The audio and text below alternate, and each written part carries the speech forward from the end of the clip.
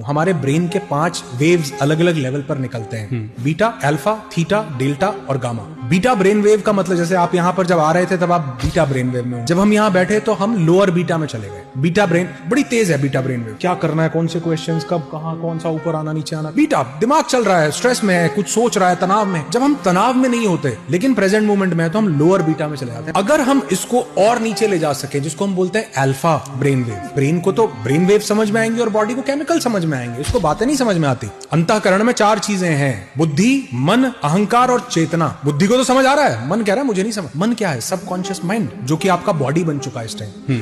तो आप जब अल्फा के मोड को ट्रिगर करते हैं, यानी अपनी ब्रेन वेव्स को शांत करते हैं, तो बॉडी एक रिलैक्स स्टेट में जाती है और वो कहती है कोई चिंता नहीं। ये नशा करके क्या होता है? लॉजिकल माइंड खत्म हो जाता है। लेकिन नशा क्यों सही नहीं है? वो खत्म नहीं कर रहा चीज को, वो दबा दे रहा है। तो अगर हम कुछ देर शांत बैठकर मेडिटेट करने की प्रैक्टिस करें, अपनी सांसों पर ध्यान लगाएं, सिर्फ प्रेजेंट मोमेंट में आ जाएं, तो आप देखेंगे आपके ब्रेन वेव शांत होने लगे।